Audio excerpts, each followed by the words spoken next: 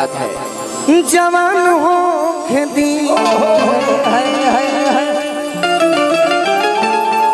दूसरा भाग जख्मी भैया लिखनी ए राम जी हो खेजनी अरे दिहाली भोरावा जय हो जय हो बोलो मुआ कोरावा राज भोगे दो तारा के तीसरा भाग सुनाओ तनी यूट्यूब वाला भाई रिकॉर्ड में करी हो बाकी कुछ दिन बाद चढ़ई हो सही बात। राजा जी के कोरे में तीसरा भाग लिख देबो कोई साफ साफ। बड़ी अच्छा गाना लड़की को हद दिया का हो कि सपना हो गइल सो भगवान थैंक यू सो मच सपना हो गइल सो भगवान थैंक यू सो मच सपना हो गइल सो भगवान थैंक यू सो मच सपना हो गइल सो भगवान थैंक यू सो मच रहु रे कृपा से हमारो एहसान हो गई संतोष भैया तोर से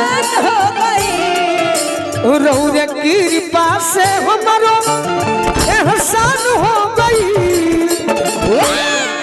देखो लड़की का कहती है सुतनी राजा जी के कोरवा पे जवान हो गई सुतनी राजा जी के कोरवा पे जवान हो गई सुतनी राजा जी के कोरवा पे जवान हो गई सुतनी राजा जी के कोरवा पे जवान हो गई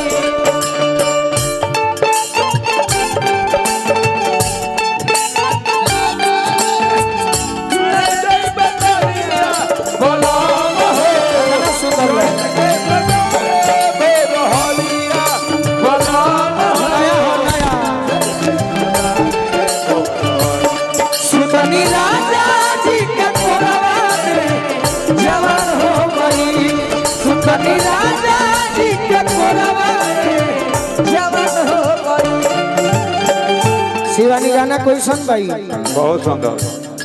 लड़की कहते कि प्रभु जी सुनी सुनी सुनी अब सुनी और एगो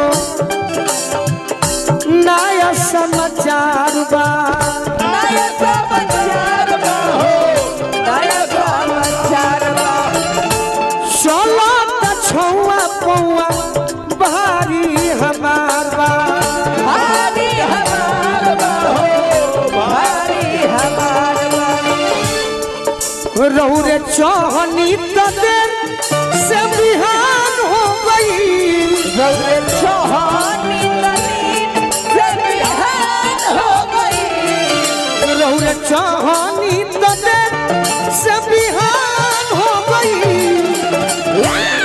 सुतनी राजा जी के कोरवा पे जवान हो गई सुतनी राजा जी के कोरवा में जवान हो गई सुतनी राजा जी के कोरवा पे जवान हो गई सुतनी राजा जी के कोरवा में जवान हो गई अथवा की लाइव हमारे बाजी दिक्कत है खाली लाइव के पर कंट्रोल करो बाहर जय हो खाली लाइट बाहर में लाइट बंद करो। चैत में हमारा बाहर वही गवना के डोली